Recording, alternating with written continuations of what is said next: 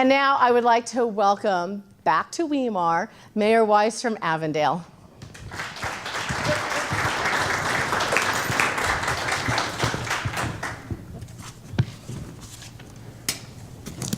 So how you doing? I'm doing good. How are you? Good. I'm all right.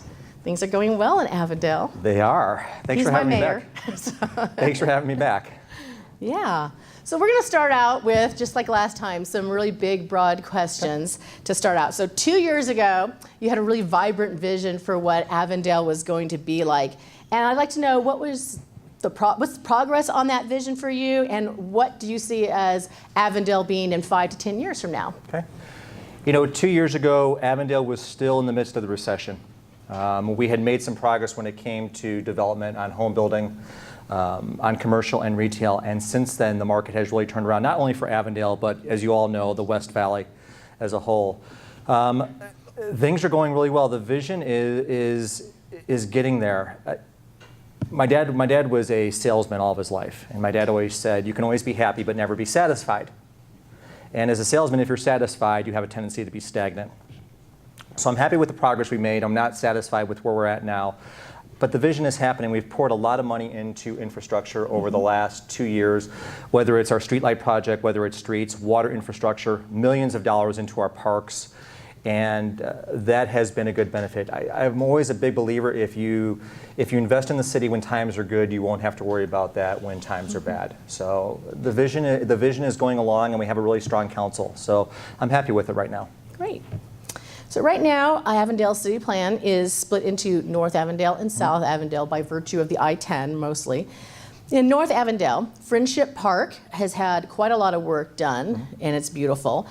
And with that has gone the street construction at McDowell Road, correct, which has been something that Avondale citizens have dealt with for a long time, and it's now a street you can drive on, so that's terrific. Can you update us on any upcoming amenities? Yeah, part of the parks infrastructure is not only with the big parks, Friendship and Festival. I know we're going to touch on Festival a little later on, but it's also the smaller parks. So we put about $9 million into Friendship Park a couple years ago, and that included the splash pad and new amenities with restrooms and playground equipment. And it really has become a destination for people, not only Avondale residents, but residents throughout the Southwest Valley. So part of the new improvements we're putting in there are new LED lights on the soccer fields. For those of you who don't know, who knows about Friendship Park? So 10 soccer fields, one of the largest soccer complexes in the state. We're replacing the restroom building to the west side. It's that kind of pink building that you see. We're making improvements to the dog park that's there, and we're adding 2 more off-the-leash dog parks. It should actually be a sponsor, Off the Leash. And new playground equipment on the west end of the park. One of the issues we've always had with Friendship Park is the irrigation system. That facility was built probably in the late 90s, early 2000s, and irrigation over time just kind of breaks down. So we've done a really good job of going in there and replacing it. One thing we've also done is we've taken some of the outside contractors that we used and hired 8 new people. So we're taking some of those services in-house to kind of help us address issues with irrigation and anything that has to be done more quickly than we could before. So, great. Yeah. Can you tell us about the overall plan for improvements in North Avondale as well as Avondale as a whole? Infrastructure, you're going to hear me talk about infrastructure for the next half an hour, 45 minutes. So Garden Lakes, which is our largest development, Mandy's going woohoo, our largest development in the city now. We'll touch on the new big one coming in. But Garden Lakes last year and a half ago, was always using city water to irrigate their landscaping.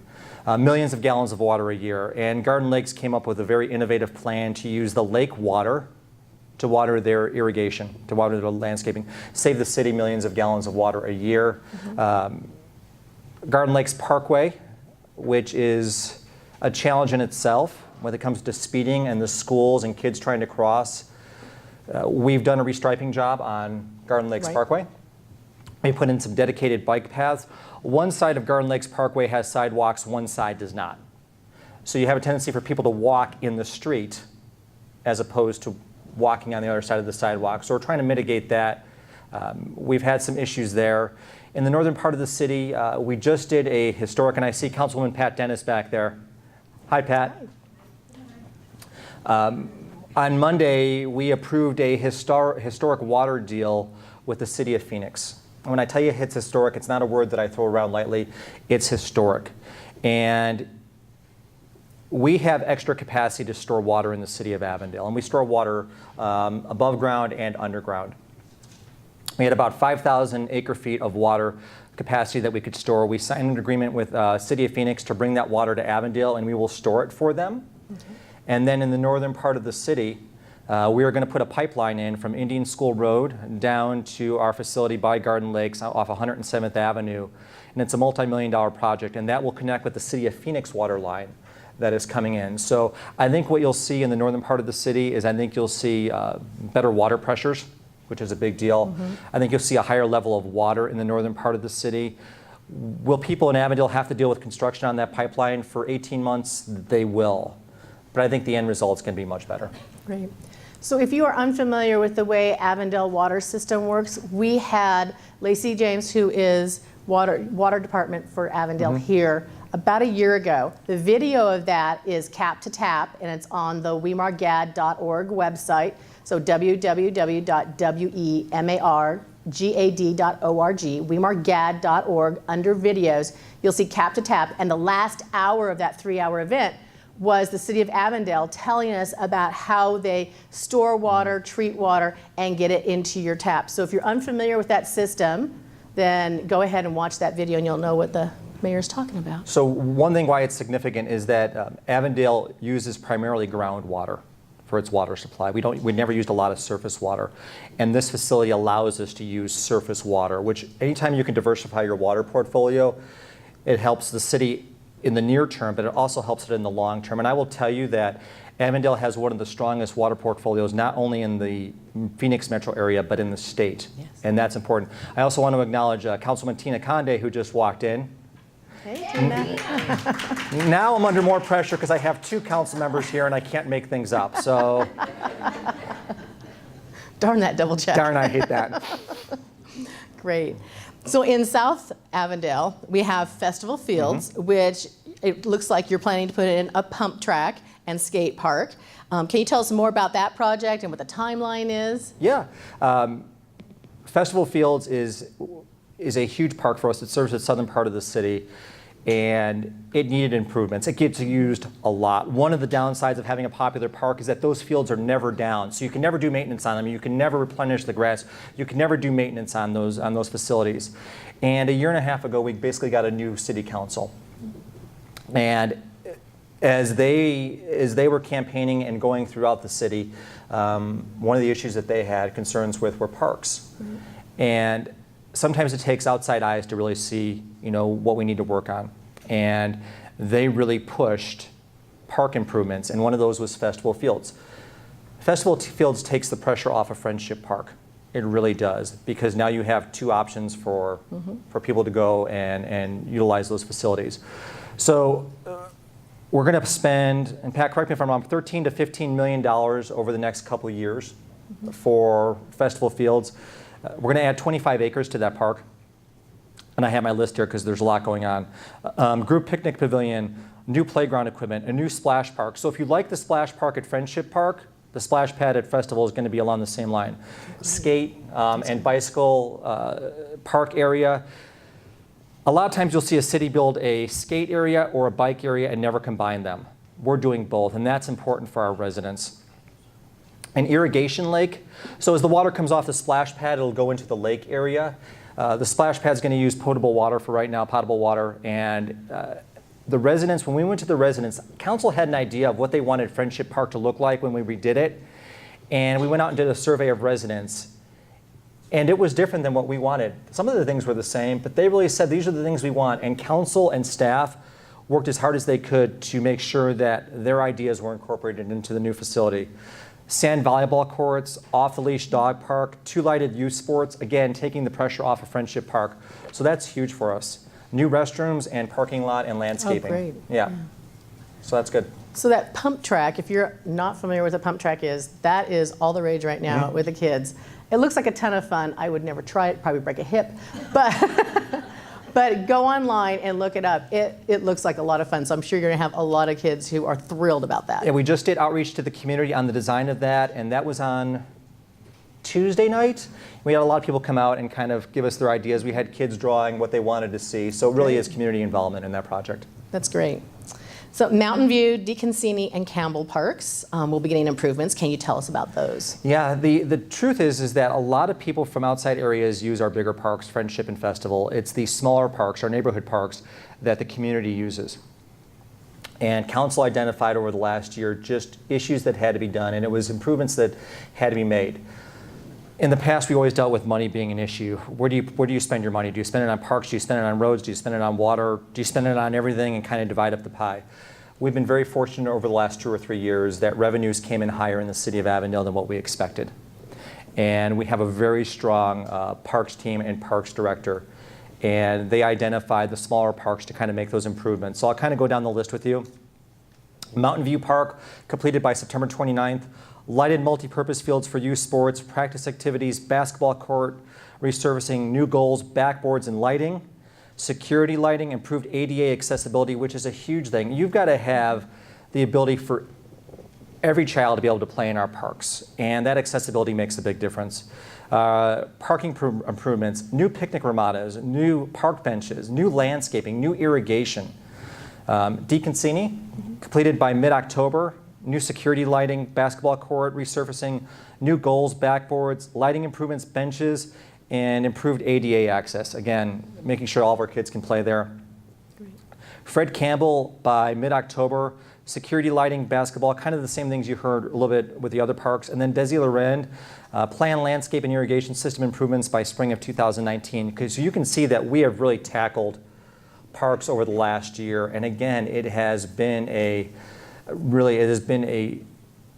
cooperation between the City Council and staff. And how many people have attended a City Council meeting? Not just Avondale, but other City Council meetings, okay? I will tell you that Avondale City Council meetings are much different than any other council meeting you're going to attend. We keep it really light, we keep it very friendly, we have a really good back and forth, everyone's respectful. And when I tell you that the council members genuinely like one another, we genuinely like one another. You'll see a posting afterward. There's a restaurant/bar, so I'm not going to lie to you, at City Hall. After council meetings, council may get together at this location to have dinner and have a drink. I don't think it says have a drink, but I'm going to improvise. That may happen. We like each other. And if you look at our Facebook posts when we're interacting with one another, and we have to be really careful about that with open meeting laws, there's a camaraderie there, and I think that's important. And I think you don't see that in every city. That's great. So how do you realistically blend housing and agriculture and industry and commercial all together in that area south of 10? You have a large swath of land there. You do. When you go, if you're not familiar, Avondale goes all the way to the Estrella Mountains, and then the other side of the Estrellas is about 54 square miles of planting area that we have. It's a big swath of land. So our team really interacts with landowners to make sure that we not only do what's best for the city, but the landowners, because they have a stake in the city. And councils come and go, mayors come and go, but landowners, they're there for the long term. So how do you make sure their input is taken? You know, we really do follow the General Plan 2030. So we take citizens' ideas on that and we incorporate those ideas into our 2030 plan and making sure that we have a really good balance of industrial, housing, commercial. Agriculture is always going to be a big part of what happens in Avondale. It's been a big part since Avondale before it was a city. I see that continuing. But the truth is that at some point in the future, you always want to reevaluate those plans as new opportunities come in. I know we're going to touch on the State Route 30. 10 years ago, the State Route 30 wasn't planned in that area. How do you incorporate what the State Route 30 is going to bring to Avondale and to the West Valley, and how do you tweak those plans? So those plans are always in a state of discussion, not a state of flux, but a state of discussion. So, great. In South Avondale, you have two specific mixed-use areas, Center City and the Historic District. Can you update us on the progress of each of those? And in the Center City area, you had a pedestrian-friendly area as well. How's that going? So let me touch on Historic Avondale first. So Historic Avondale, over the last 20 years, the city, between infrastructure, roads, and everything, has put in somewhere around, I think it's closer to $50 million, but you can argue it's somewhere between $30 and $50 million. So a city the size of Avondale putting that much money into a very concentrated area tells you what we think about that area and the investments that we see in there. Historic Avondale is going to become what it's going to become. The city can only dictate so much what we want to see there and what we can do down there. So we have a really good group of merchants, the Historic Avondale Merchants Association, HAMA, who's really involved, and they do a lot of things on Western Avenue. But the truth is, Western Avenue can't survive on its own. So how do you increase that reach into the surrounding areas? And we've done that by reducing impact fees and design fees. We have some investments happening in Historic Avondale when it comes to residential. You have a new assisted living facility off of Van Buren, close to Central, which is almost done. You see the investment on Dysart Road with Madison Heights, the apartment complex there. For those of you who are familiar, there is a large swath of land between Agua Fria High School to the south and the shopping center to the north. That property is in escrow right now. So we think something will happen there. I don't know what it's going to be right now. So the zoning calls for multifamily along with some commercial uses. We'll see what happens there. The exciting thing is that Historic Avondale was designated as an opportunity zone. And for those of you who aren't aware of what an opportunity zone is, it was a bipartisan effort, amazingly, on the federal level, of taking money that was on the sidelines. So investors had money, they sold a business, they sold something, and I'm not talking about small amounts of money. The last estimate I heard was somewhere around $1 trillion sitting on the sideline that they didn't want to reinvest because of capital gains. Opportunity zones were put together by Democrats and Republicans to pull that money off the sidelines and reinvest it in areas that need it. Historic Avondale. Avondale has 3 opportunity zones, designated opportunity zones. Historic Avondale is one of them. Right now what you're seeing is you're seeing the Treasury and you're seeing the IRS kind of finalize those rules on how it's going to happen.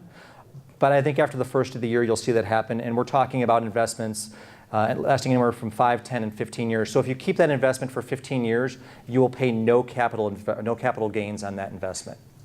It's a big deal for Avondale. It's a big deal for Historic Avondale. For City Center has been that area that was planned really well when I first got on council, 2007, 2008. It was very ambitious.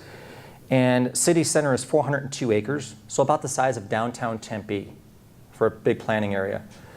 And it's where our sports center is at, it's where the 2 hotels are at, it's where Culver's is at, and then it's on the west side of Avondale Boulevard. In my opinion, looking back on it, we were probably too aggressive with what we wanted to see there. We did it during the heady days of the market in 2006 and 2007, where we thought nothing's going to stop this growth. And then something stopped the growth. And council has a decision to make. The question is perfect. We have a developer that's coming to us on Monday. It's on the agenda to take a portion of the corner, the corner of Avondale Boulevard and Van Buren and put in a development that doesn't quite match up to what we want. So council will decide on Monday if they want to go forward with that. But council has decided to kind of relook at that city center and look at the floor area ratios, FARs, reduce those, kind of look at some of the compromises we're going to make. I don't think there's going to be a ton of compromise in that area. But again, it's 402 acres, so some areas may get more compromise. Some developers may have to work harder to bring what they want to bring. I've always seen that area of Avondale Boulevard as you come off the freeway as the gateway to the city. You can argue that 107th Avenue is the gateway or Dysart Road is the gateway. I think it's Avondale Boulevard. It has the Avondale name on it. So I think you'll see it get developed over the next year, parts of it, but I think it's going to be a while before the full area gets developed. And can you tell us what FARs are? So FARs are floor area ratios. So the higher a floor area ratio is, the more dense the development is. So an example would be a floor area ratio. If you went to downtown Phoenix and you looked at a high-rise, that floor area ratio is very dense because the building goes up, it doesn't spread out. Most shopping centers in the metropolitan area are probably a 0.25 FAR. So how much of that land is dedicated to commercial, residential, office, whatever it is? Because a lot of times you have shopping centers, what's the biggest part of the shopping center? It's parking lot. What we wanted to see on Avondale Boulevard and the city center was you wouldn't see parking lot. If you go to San Diego, and I was in San Diego a month ago, and you see a lot of their shopping centers. Do you see parking lot from the outside areas? You see buildings coming up right to the street. You see intense uses of landscape. You see a lot of different uses. That's kind of what we were looking for on Avondale Boulevard and the city center plan. And I think we're going to have a majority of that, but we're going to decide over the next probably few months. And I think the first development coming out of the ground is going to set the standard, and that's why that first development is so important. Crucial. It is. Absolutely. So if you do not know about opportunity zones, I wrote an article about it. It's at wemargad.org. It's really interesting, and keep in mind, it's for your investors who may have to, they want to sell stocks, bonds, anything that's not a regular real estate type of product. You can also sell real estate, but if you want to do a 1031 exchange with your real estate, that's one thing. This is an opportunity for those investors who have other types of products to sell, and they want to invest and have the same benefits that you would in a 1030 exchange, that deferment of capital gains, and eventually, if they keep it long enough, they won't have any capital gains. I link into the IRS so you can keep abreast of what's going on with the IRS rules as well. So take a look at that if you or your clients are interested in opportunity zones. And there's an interactive map so that when you link into that interactive map, you can tell exactly what sections have been identified as opportunity zones. So Avondale has three. One is historic Avondale. One is the area along 99th Avenue from Thomas to McDowell going west to 107th. And then the third one is where the State Route 30 is going to be. So for me, the historic Avondale one is the most exciting. That's great. So Avondale has several infrastructure projects in process and recently completed.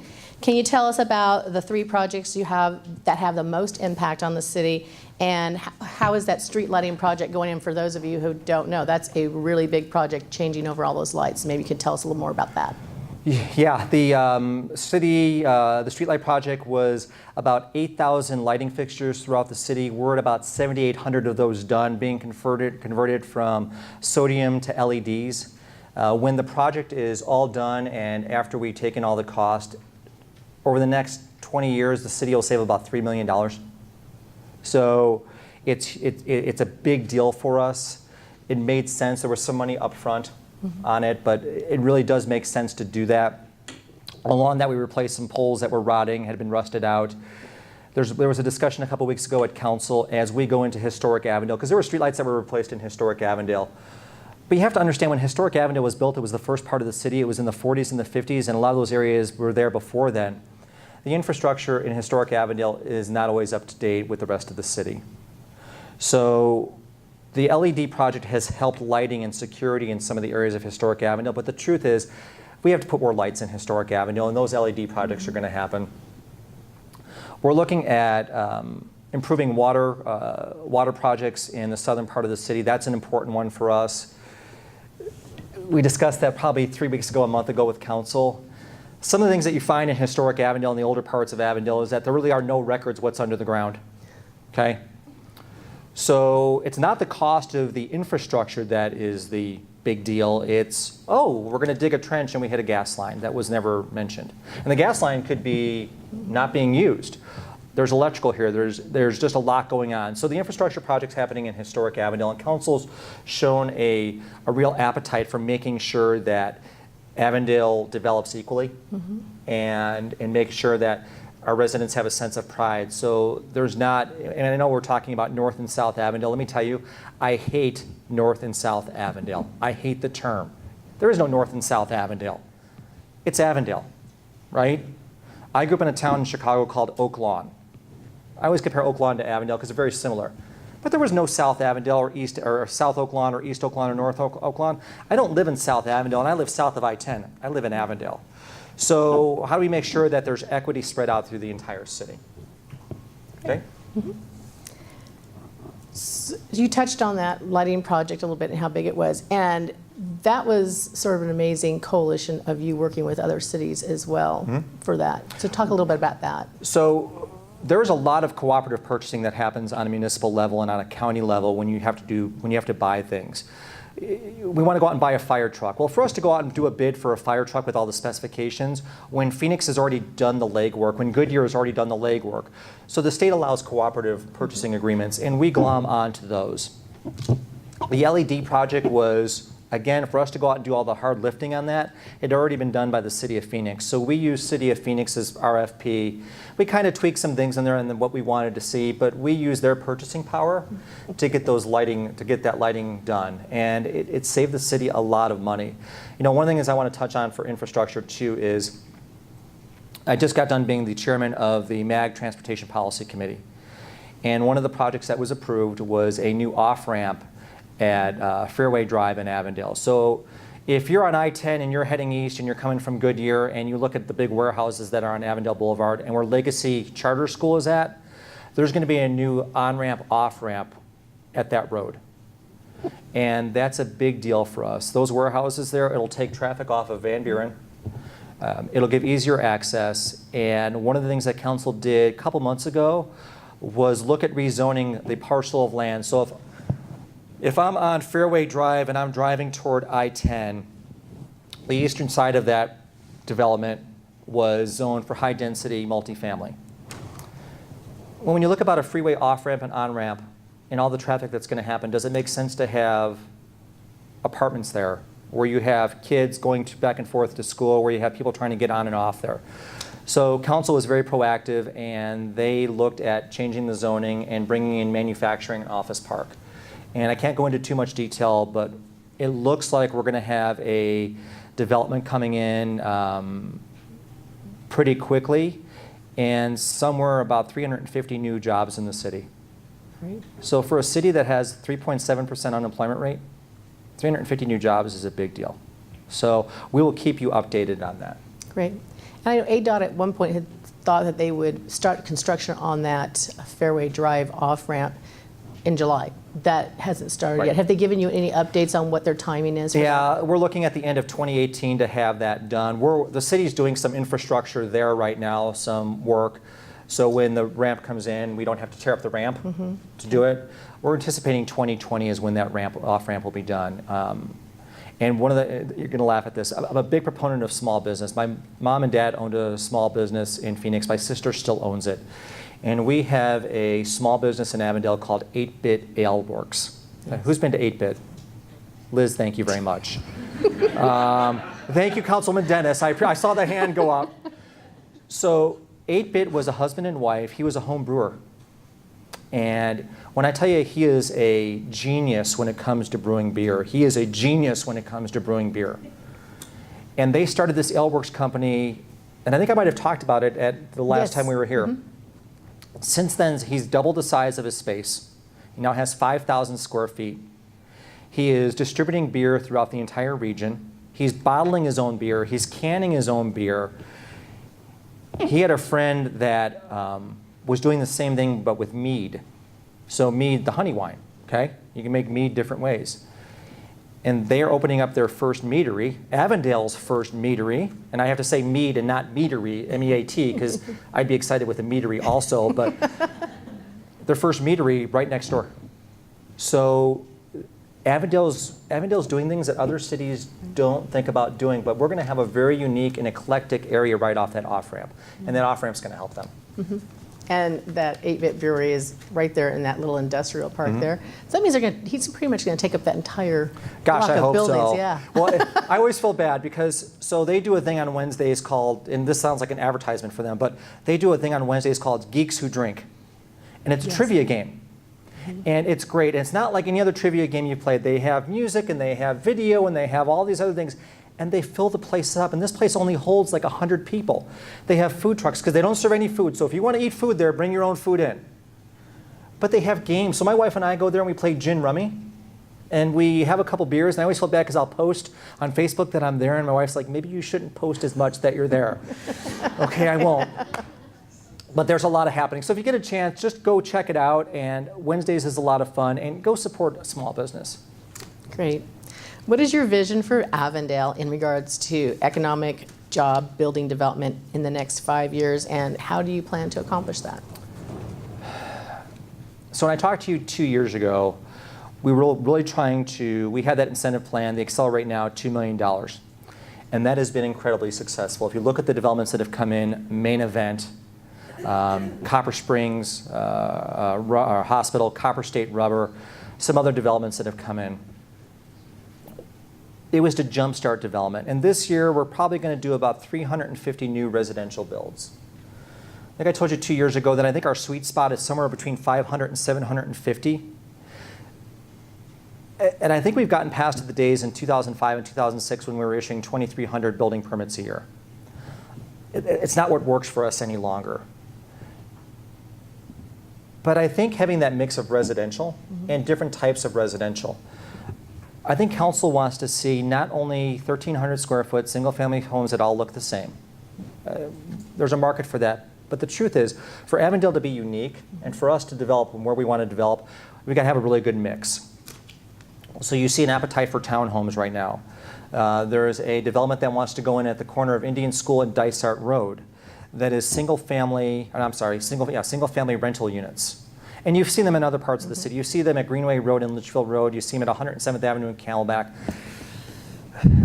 They're going to come to council at a work session, and they're going to talk about this project and if it makes sense. There's some challenges with the land that's there, but we'll see what we can do to mitigate that. It's a unique product. The issue with Avondale is Avondale has 23 apartment complexes. I'm not talking small 1 or 2 units. I'm talking apartment complexes. I think we need to get away from that. And I think we need to have a broader base of housing. And that's come from council. Council has really pushed the developers to come back with unique product. You know, we haven't even touched on the Lake and Ranch product. And I know you're going to touch on that.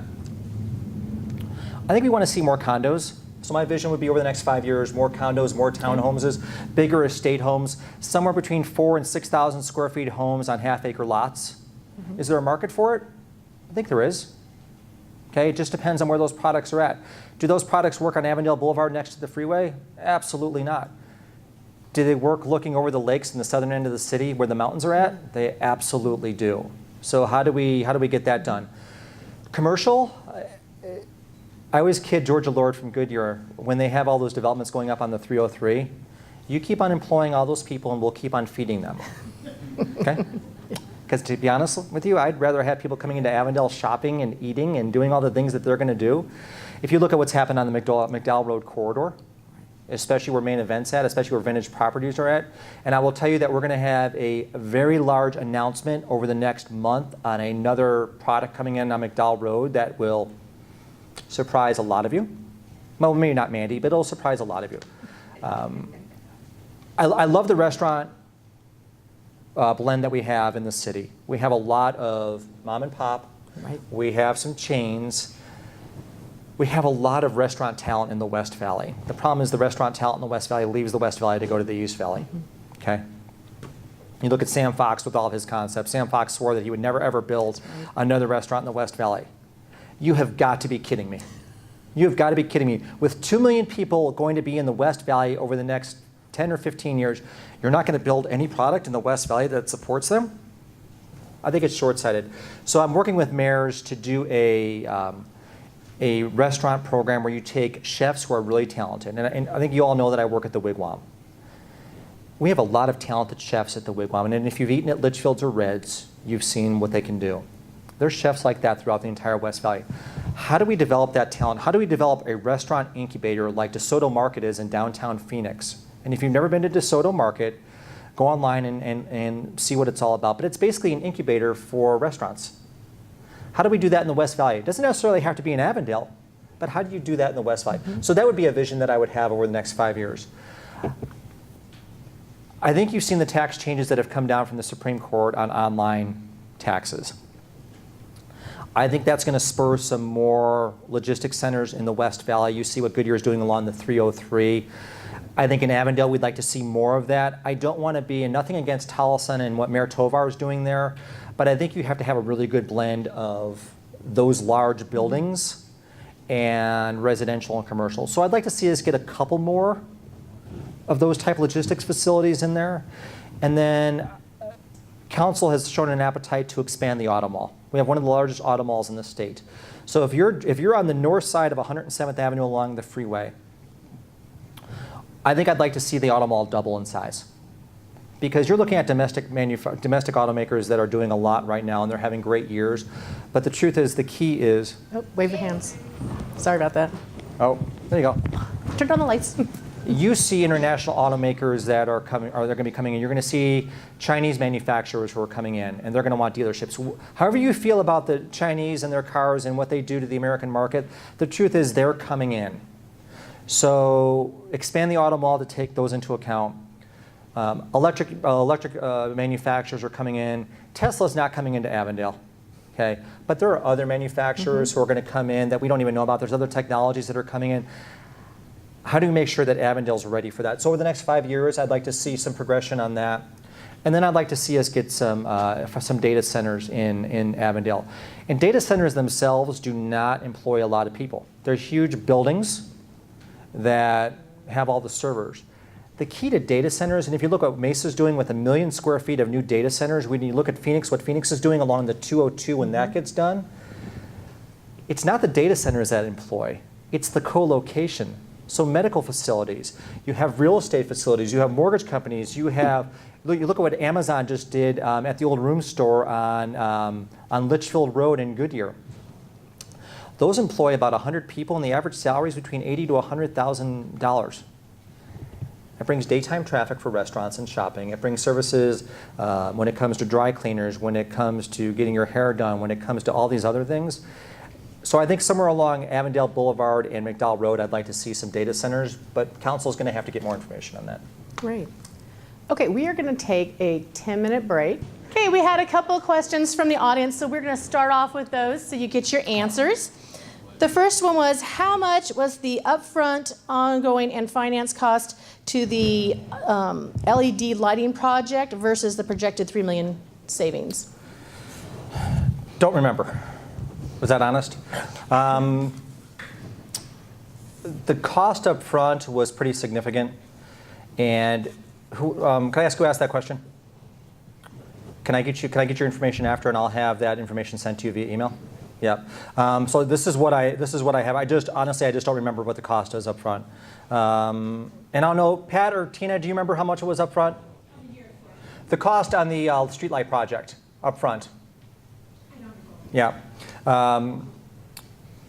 The estimated annual energy cost savings will be $200,000 in the first year, increasing to $351,000 by year 20. And the way we did it wasn't really financing, but the company that installs the fixtures is also, there's a warranty on there. So if something happens on those, they replace those fixtures, and it takes the onus off of the city staff for doing that. So let me get you the upfront cost on that.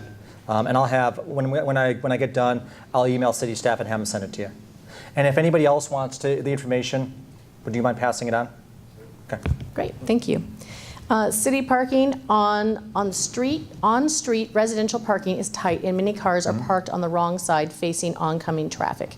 This is unenforced, and people do not believe they are wrong-way drivers. The spills over into other cities. How will you change this, educate and force the safety issue? So I'm going to tackle this 2 ways. If it's an HOA development, the HOA is going to have, depending on what the CC&R say and how well they enforce it, they're going to be the first line of defense. I live in Roosevelt Park, and I live on 110th Drive. There's 110th Avenue and 110th Drive. If you pull on 110th Drive, there's very little on-street parking. If you go on 110th Avenue, it looks like you're lined up for Dutch Brothers. Okay, there's parking on both sides of the street. It is irritating to me. Okay, with everything else that police have to do, probably pretty low on their priority, to be honest with you. If you contact them and someone is parked wrong, they will get there. Will they get there in 10 minutes? It's Avondale. There's a lot of other things happening, but they will get there. One of the things that I would like to see change from a city level is I think there are streets that pull into a subdivision. So I will give you, and I'm going to use Roosevelt Park as an example. Roosevelt Park is 107th Avenue in Van Buren. And there's a street that runs through it called Roosevelt Parkway North, and it converts into Roosevelt Parkway South.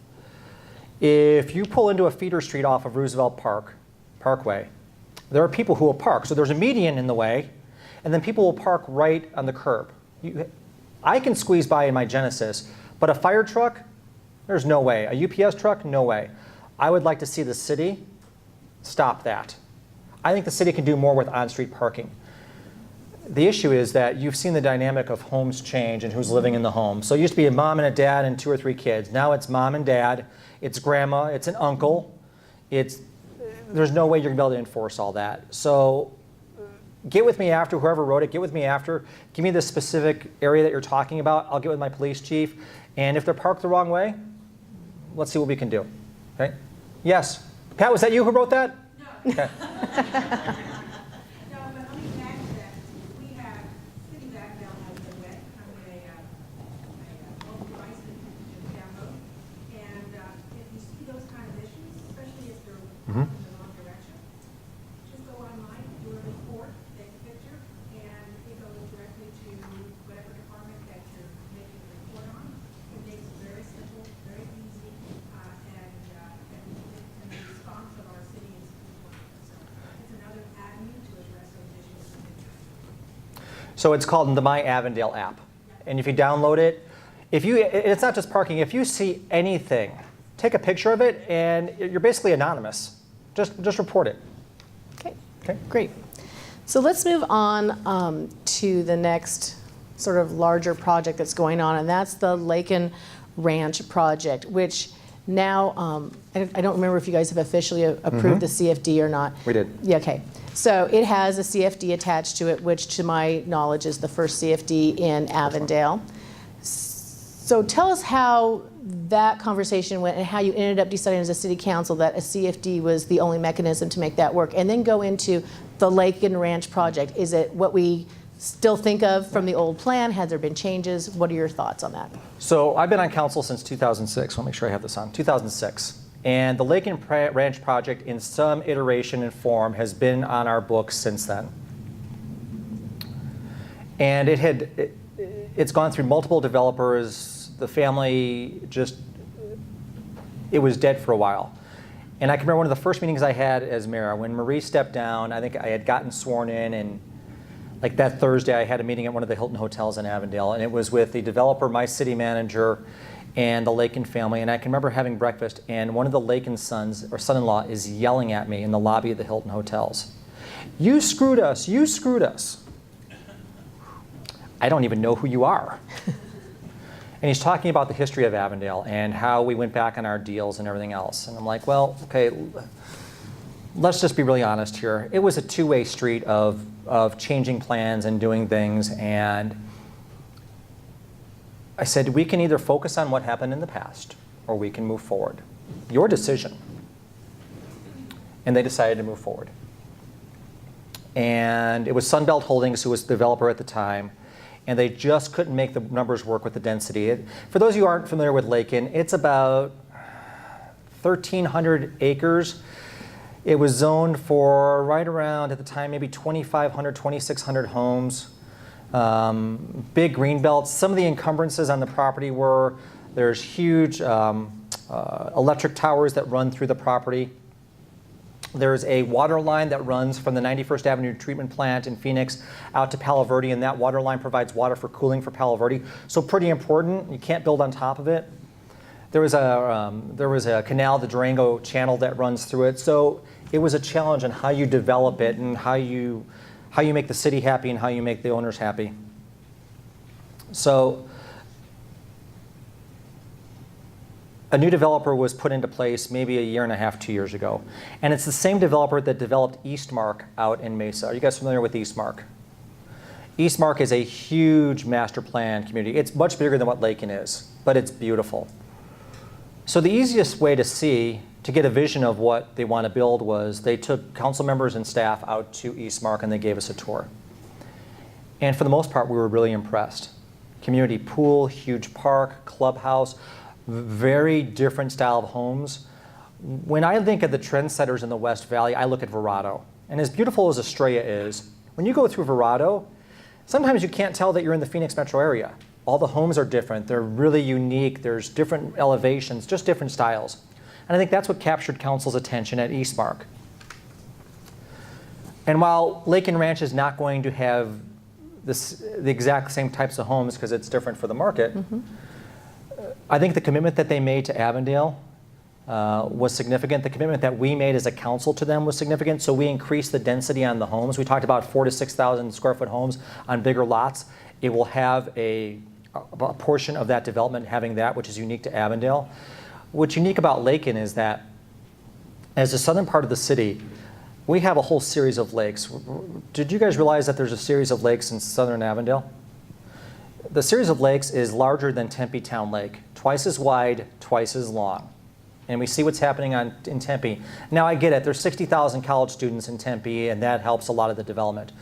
But the truth is, for me, there are no more prettier views than the Estrella Mountains in the southern part of the city, and when there's lakes there and everything. So Laken's going to be a premier community. So you're going to see townhomes, you're going to see zero lot line homes, you're going to see elevations that don't exist. You're going to see huge parks that will separate the development. So you'll have houses on one side of the street, houses on the other, and they'll pour out into a large community park with barbecues. And council really pushed Laken to kick up the amenities. You're going to have a community pool in there.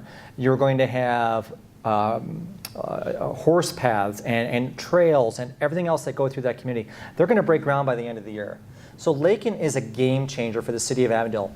3,000 homes, the largest approved development in the West Valley, I think, in the last 5 years. And that's going to change the way Avondale looks in the southern part of the city. So the artist renderings that we see online, are those pretty accurate still to what it will look like when it's completed? Yeah, they haven't designated any builders yet, but I think what you see there, and you look at the, I hate the word diversity because it's been overused, but the diversity of homes that are going to be there and the amenities, I think, are really close to what you see online. Okay. Yeah. Great. So there, on the Avondale City website, there is a whole documentation of what this is going to look like, and you can see those plans, and it's really going to be really beautiful, a nice place to go. It is, and Liz touched on the CFD. It was our first CFD. You know, Goodyear has, I think, 7 CFDs. Buckeye has a lot. Peoria has a lot. It was our first time at that, and I think you're right. For the developer to bring in the amenities and the infrastructure that we required, they had to do a CFD. And when you look at Avondale's property tax, we're somewhere around $1.80 something. The CFD for this you're looking at with the CFD probably somewhere in the $3 range. But I think you're going to have an educated buyer who wants to live in a community like that. They're going to understand what the tax implications are for that. You know, you're going to look at, one of the changes that happened in Laken was that in the original plan there was commercial and retail development inside the community. What the developer said to us, and they were right, was there's enough commercial development on the periphery of Laken that we don't need anything on the inside. There's school sites there. We're going to put a public safety facility in there. Proximity to PIR with the zoning that's happened at PIR. You know, PIR is finishing up their $178 million project pretty quickly. And the zoning that we changed, that we made to PIR a couple of years ago, really is going to change the southern part of the city. When you look at the connectivity between State Route 30 from the West Valley out in Buckeye all the way to the 202, it's going to be a major employment corridor. Will it be in a major employment corridor tomorrow? No, but when it's built in 2021, it's going to be a major employment corridor. Yeah. Did that answer your question on Laken? Okay. Great. Thank you. So Avondale has a site selector information on their website. And you have emphasis on health, tech, office, industrial flex, retail, and data centers. So can you tell us, in Avondale, are you actively recruiting as a city these types of businesses? And if so, where are you targeting? Okay. Why did the city choose those specific sectors? And the city website has commercial offerings from commercial real estate agents. So does the city work hand in hand with them, or is that a place for them to land their listings just as another vendor? No, we work with commercial agents. We work with them all the time. I was at City Hall before I came here, and they are our eyes and ears about what's happening out in the development community. They're also the ones who are brutally honest. Who's a commercial agent here? Anybody? Yeah. Go on. Yeah.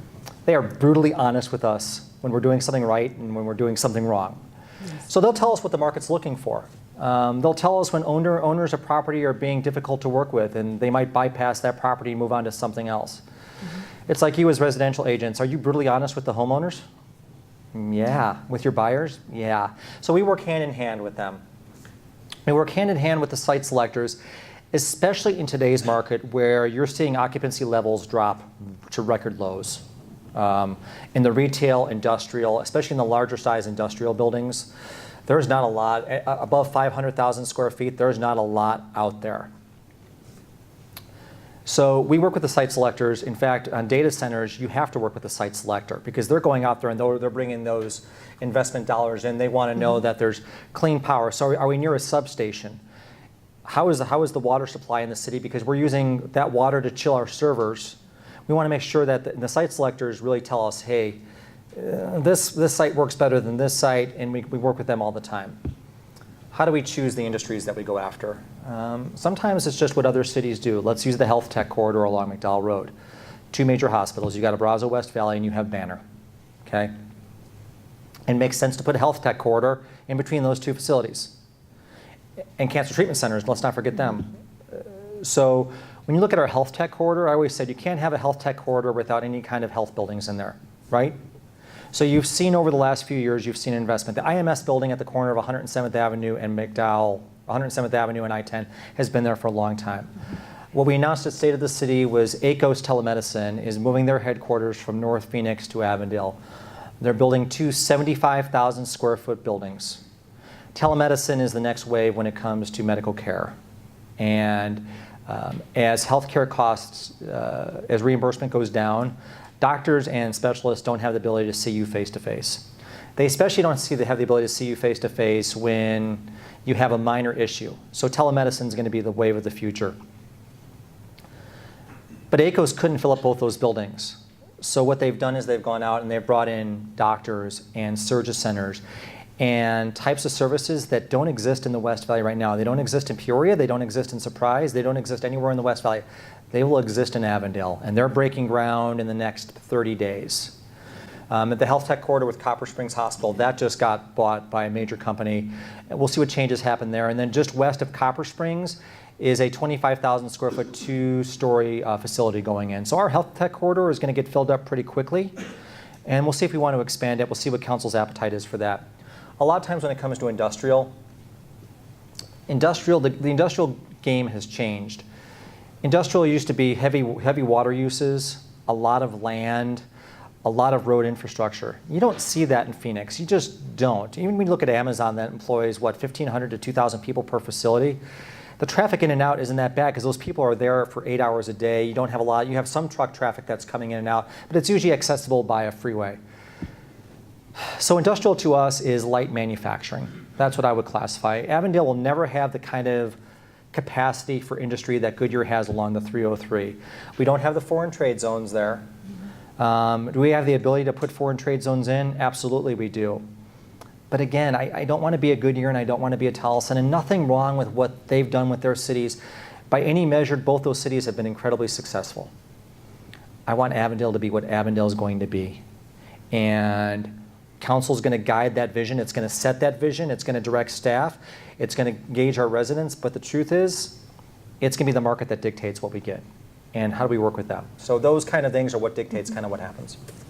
And that health corridor is so important. The last numbers I was seeing for workforce was showing that up to 1/3 of doctors and nurses and allied professionals in the healthcare field leave, particularly Southwest Valley, and go east. Mm-hmm. So bringing those facilities back into the West Valley, as a consumer out there, love it that I can just go down the street. But it's also nice for them. What a great benefit for them to not have to spend 2 hours a day or more commuting and bring our doctors and nurses and other technicians back in. Well, if you look at what's happening along the 101, let's say from Thomas to I-10. So you've got the John F. Long property where Banner Hospital's at. So you've got Banner Hospital, you've got the medical facility right next to them. They're building another medical tower next to them, and then there's one across the street. I think that's what you're going to see along the 101 corridor. Now, the west side of the 101, part of that is Avondale. Okay, so I think you'll see some things happen there. I think more and more the investment is in medical right now. It is. It's where the population is aging. You're seeing a lot of new technologies that are coming in. And the truth is, the funding for medical buildings is there, just like it is for apartments. That's why you see the growth in apartments, because the financing for apartments is there. Investors can go out and get that financing. For a medical building to get built, it has to be 75% pre-leased. okay? ACO's pre-leased their building within 3 months, both buildings, okay? I think you'll see, there's a lot more land along 107th Avenue. I think you'll see some other things there. If you're at the southeast corner of 107th Avenue in McDowell, there was talk there would be a hospital there, and I think 2 years ago we talked about the possibility of a hospital going there. I think it could happen. It just depends on who's coming in. You're seeing consolidation in the healthcare market, in the hospital market. I don't see that consolidation changing. I see it getting worse, for lack of a better term. We'll see what happens there. Great. So you talked about how you work with your commercial agents out in the field, and one thing I wanted to ask you about, because we're still hearing from our commercial agents that there's a real lack of flex space in the West Valley and in Southwest Valley. Has that type of product, is that something that Avondale would entertain, and are you working on that with some of the commercial agents? We are. Problem with Avondale right now, and it's not a problem, it's just in the northern part, again, the northern part of the city. The area along the freeway, there's not a lot of land that's left. And it was zoned before for other things. So I talked about earlier, we're changing some of the zoning. And the flex part of that is really important. You need to have the ability for someone to come in and build out either a 5,000 square foot facility or a 50,000 square foot facility. Not everyone's Amazon, not everyone's Chewy, not everyone's UPS. They're not going to build these million square foot facilities. They're just not. So the flex space that we have, if you look at our warehouse offerings along I-10, and I call them the red and white buildings. 3 years ago, they were mostly empty, and there's a lot of them. Right now, they're about 90% leased. It's up to the developers and the landowners to build more of that space. We're not going to build it as a city. You look at what's happened with King Coil coming in. King Coil is a mattress manufacturer. You probably sleep on their mattresses that they've licensed through other companies. Last year, they changed the way they do business, and Avondale was their first manufacturing facility. That was a big coup for us, and it's about 100 jobs, and you say, well, that's not a lot. It's a name brand manufacturing facility in Avondale. It shows to other manufacturers that we can do that. Vitamin Shoppe is double the amount of employees that they said they would have. That's huge for us. It employs local people. They took a lot of that flex space up. And you look at the 1 million square foot building where Conn's is at, and on the west side it's Sanmar, and I can't think right now, it slips my mind who's there. I think we need to build more of those facilities, but again, where do you put them, and how do you buffer between them and residential? So the commercial developers are the ones who are going to have to do that. And I know they're talking with us now. And I think you'll see more of that commercial development in the southern part of the city as the State Route 30 comes closer. And the city apparently has been very easy to work with some of those King Coil and Copper State Rubber. They both in the press, in the business press, have mentioned Avondale in glowing terms as far as being able to work with the city and get what they needed. So that's always helpful as well. So if you have clients out there who are looking for cities who want to work with you, yes, it's very different than it was a few years ago. Change your image, and the cities are working with you. We had the Accelerate Now program that I talked about earlier, and the council has tweaked the Accelerate Now. That was the incentive for building residential and commercial, where we would rebate 20% back of the impact fees to you. Council has decided, and I think correctly, to kind of tweak that program going forward for 2019. But I'll give you when you talk about ease of working with. When ACO's telemedicine came in, the 20% that they were going to use with us was going to sunset the end of June. They came in and submitted plans, went through their red lines, resubmitted their plans, and got approved in 60 days. Okay? It was the fastest that we had ever done. And we didn't skimp on quality, we didn't skimp on making sure we got what we wanted. They came in and knew exactly what they wanted. Their red lines were minimal. They corrected them, they came back, and they were done, and they're breaking ground in the next couple months. Cities have to react that way. Right. Of doing 9 months or a year, those days are over. Right. So with the increase of growth and everything that you're bringing to the city, we have a police and fire services that start to need money, and they need facilities, and they need their own whatever type of cars, trucks, whatever it is that they need. How are you planning to pay for that increase or maintaining it? What's your plan going forward for those type of services? So public safety takes up a huge portion of our budget. I would say it's close to 50%, if not a little bit more, okay? And I don't see those numbers changing very much. I think if you look at most cities, they're pretty close to that. Some are more, some are less. Avondale is a unique city because we are growing.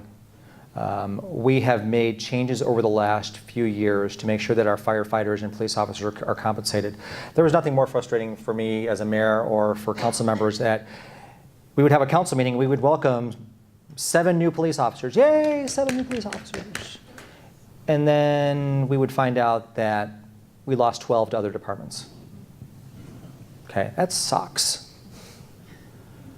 So a few years ago, we made we did a survey valley-wide to find out what the issue was, and it was pay. It wasn't only starting pay, but it was pay after 3 years, after 5 years. And we did things to correct that. We did things to correct the tiers, not only in the police and fire department, because those people are paid on tiers, how long you've been there, what your ranks are, everything. So we made those changes. We did a memorandum of understanding and recognized the police and fire unions. I'm not a big union guy. I'm just not. I'm sorry if I offend anyone. I'm not. But I understand the need for police and fire unions because city councils change. Leadership in those cities change. And the truth is, firefighters and police officers need to have those protections. Okay, they do. And I think we have a really good working relationship with our unions. So we've done things to help them with that. We've upgraded equipment. I tell the story where I did a ride-along. And for those of you who want to do a ride-along with Avondale Police, just contact City Hall. It isn't, don't do it on a Tuesday night. It'll be really boring. Do it on a Friday or Saturday night and bring a lunch, okay? So I do a ride-along. I do a ride-along, and I was running for re-election. And I didn't do the ride-along for a political stunt. I did a ride-along because I try and do one a couple times a year. So I go to the briefing. And they had just had a call the night before where someone had reported they saw men with rifles in a house. So police responded in force.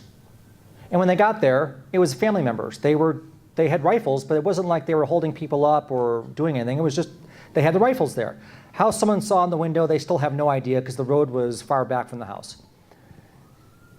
So they have a projector, but there's no projector. They have that mount, but there's no projector in the briefing room.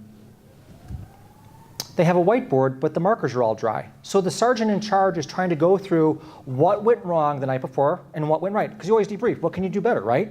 How do you position your officers? How do you do all this? So she's literally taking the marker and tipping it to her tongue so she can get, so she gets done, and she said, does anybody have any questions? I said, I do. And she said, well, I don't know if you're allowed to ask. And I said, well, I think I am. And she was joking. And I said, where's your projector? She said, it's broken. How long has it been broken? A couple months. Why don't we have any markers for the whiteboards? Yeah, I don't know. And it wasn't her fault. She's a sergeant trying to do her job. Find out that we didn't have enough of equipment, that things that we had were broken. Until you ride with the officers, until you ride with the fire department, you will never know that. Because I could ask every officer in the department, do you have all the equipment that you need? Mm-hmm. Absolutely. No, you don't. So we need to make sure that not only do we pay our officers well, but there's nothing more frustrating than going on a call and not having the equipment that you need. There's nothing more frustrating than not backing your officers when something happens. So we're going to body cameras now, and that's a big deal. Our officers were a little bit resistant to that, but we're doing body cameras. Just let me tell you that body cameras don't tell the entire story. Yeah. They don't. Because all you're seeing is, you're seeing this. Mm-hmm. You're not seeing this. I think body cameras will help. We just voted on Monday to change some of the PTO and some of the carryover time to make us more competitive with other cities. I think that's important to us. The truth is that we can't hire 10 officers and lose 8 of them to another city because of pay. So we've stopped that. So I think that's kind of what we're doing. Great.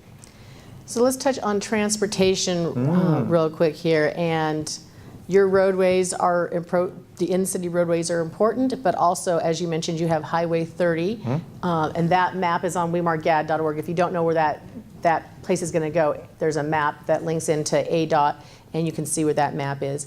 We've already touched on the off-ramp from 10 to Fairway. So talk to us a little bit about transportation, freeway, what that means to the city. So we had a meeting last night at Dillon's at 59th Avenue and the 101, and it was all the West Valley mayors get together. I told you that our council gets along really well. I will tell you that to a person, the West Valley mayors get along. We like each other. We text each other. We understand that what's good for Surprise, what's good for Peoria, is good for Avondale. Okay, we get it. Last night we had a meeting with our state legislators. There's 30 West Valley legislators west of I-17. 5 of them showed up. A little bit disappointing on that end, but almost all the mayors showed up. Transportation was the key. So I just got done being chair of the MAG Transportation Policy Committee, TPC, and the things we talk about are, and I'm going to tell you, because we're going to need you to carry the water for us going forward, is Prop 500. So Prop 400 was what you see now with the 303 and the 101 and the State Route 30 and other improvements. We talked about it last night, and there's been an impression that the West Valley, sorry, I'll be a little bit rough, got screwed on Prop 400. East Valley got everything, West Valley got nothing. It's crap. The East Valley got what they needed at that time, which was light rail. They got some, I call them roadways of regional significance. So I'll give you examples on the west side. 99th Avenue, Dysart Road, Litchfield Road, Glendale, Bell Road, roads that go from city to city and carry significant amounts of traffic with significant amounts of development.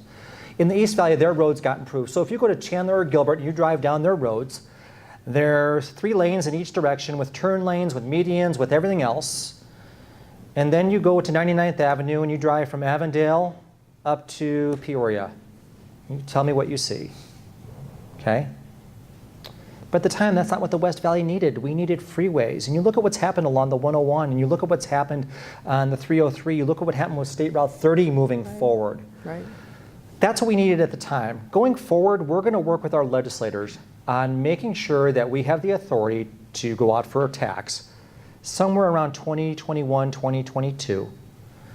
And I think it's going to continue the Prop 400 sales tax.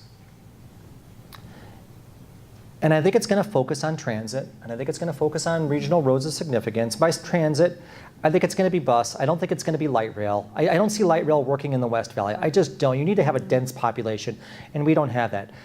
Do more bus routes work? I think it does. There's a portion of the population, especially in Surprise and Peoria, Sun City West, that don't have cars. They need to have bus. They can't wait on a corner in July half an hour for a bus.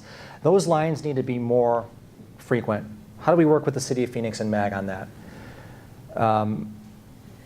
For State Route 30 is going to be that connector between 85 out in Buckeye and the 202. It's going to be a major freeway. We've talked about it a little bit already.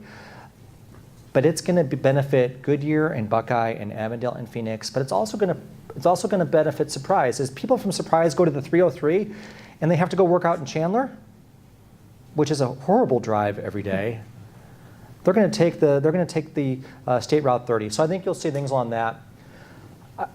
What we talked about last night was the technologies. When the Prop 500 tax passes, it's going to take us somewhere to 2042, 2043. When Prop 400 was passed, if we would have said, hey, in 20 years, they're going to be self-driving cars, and you're going to get on your mobile phone, and you're going to call a stranger to come pick you up, and you're going to pay him, and it's going to be perfectly normal. Would you have believed it? Think about what the next 20 years holds. Mm-hmm. And Mayor LaVault from Youngtown, if you've never met Mayor LaVault from Youngtown, he is a firebrand. He could get everyone standing up at a funeral. I mean, he's that dynamic. And he said, you know, the bad thing is that we have to put all this infrastructure into the West Valley, tear up roads, do all that. But the good thing is, we get to put all this new infrastructure into the West Valley and plan from a blank slate. When I tell you that you guys are going to have to carry the water, it's business owners, it's real estate agents, it's commercial that's going to have to carry the water for the Prop 500, because there was a vocal minority who spoke against Prop 400. Imagine if Prop 400 hadn't been passed. Think about what Phoenix would look like without all the freeways, without all the roads, without all the infrastructure. There's anticipated to be a million more people in the far West Valley over the next 20 years. 1 million more people. What does that infrastructure look like without Prop 500, without more roads, without roads being widened? I think it's pretty dim.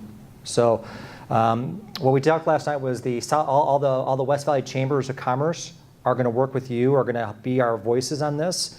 And I think we'll have a plan together probably in the next 9 months or a year where every West Valley city is on the same page.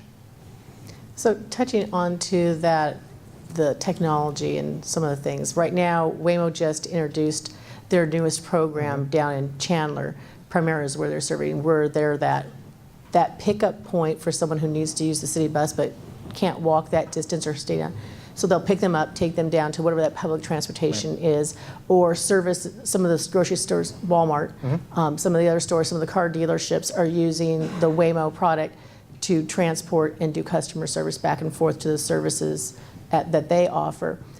As part, and WeMAR has already announced that they see themselves as being eventually that true answer to true public transportation, where they can go to your door, take you to your destination, save people who have to use public transportation hours of their time, give them back those hours of time. Plus, they're also working on the smart cities out in the Buckeye area as far as being part of that smart city plan. Do you see the City of Avondale or a coalition of the cities in the West Valley getting together and going to WeMAR and saying, tell us more about how you might be able to help us with that public service infrastructure? I do. Well, I think what you're going to see is you're going to see cities stop. Cities will no longer go alone. Cities have to work together on a regional level. And I think that's what you'll see. And I'm a big car guy. When you look at the technologies that are coming out and you look at the way things are happening, you know, I was born in '65, and everyone moved out to the suburbs. And we build these huge suburbs with these shopping centers and all, you know, there's a grocery store every mile, and we built all these freeways. I think what you're going to see in the future, I think you're going to see that community come closer in. So you're going to see people, freeways are going to become less important. You're going to see city centers like what we're trying to build in Avondale, where all your services are within walking distance or biking distance or Uber distance. I think what you'll see too is I think you'll see the smart cities concept, and we touched on this last night with the legislators, is the smart cities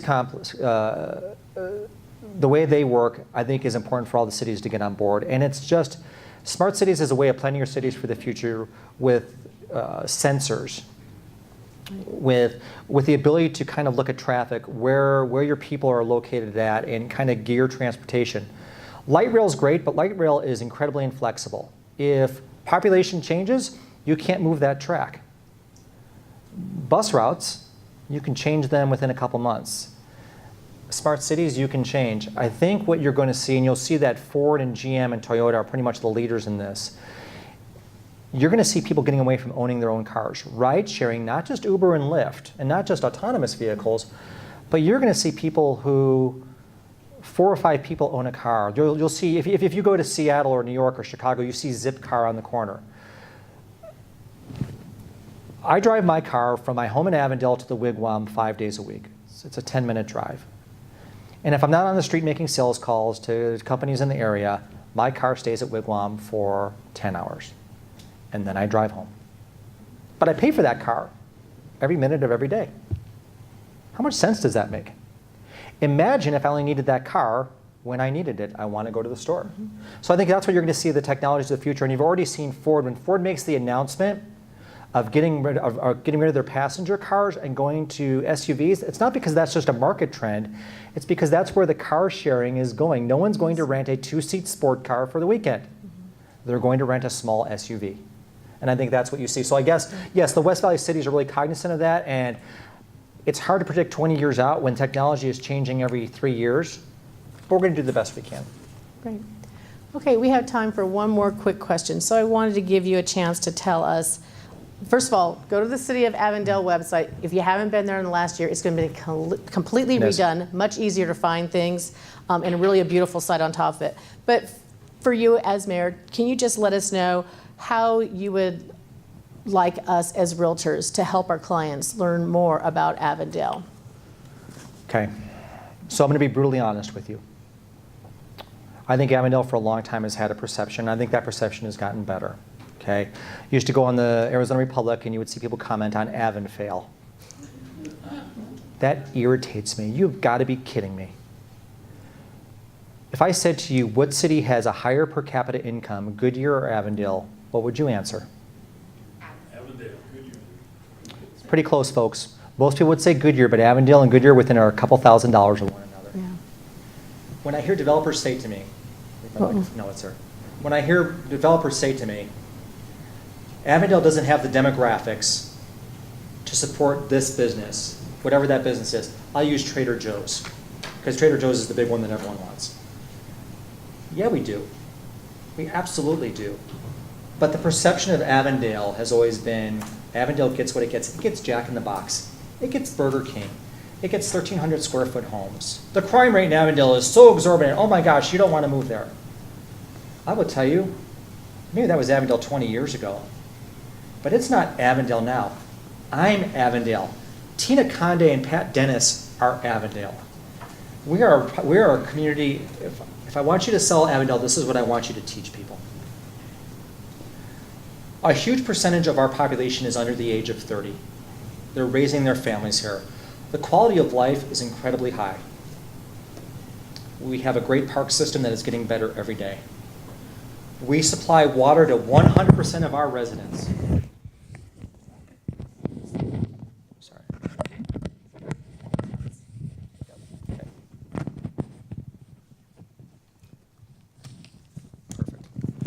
We supply water to 100% of our residents, not 50%, not the northern part of the city, not the southern part of the city. We invest in our roads. We invest in our streetlights. We invest in infrastructure. Our affordability is incredible. When you look at our homes, and I was talking with Georgia Lord yesterday, and she said, you know, Goodyear is pricey in some areas. It is. Roosevelt Park 2 is going in across the street from Roosevelt Park 1, 107th Avenue in Van Buren.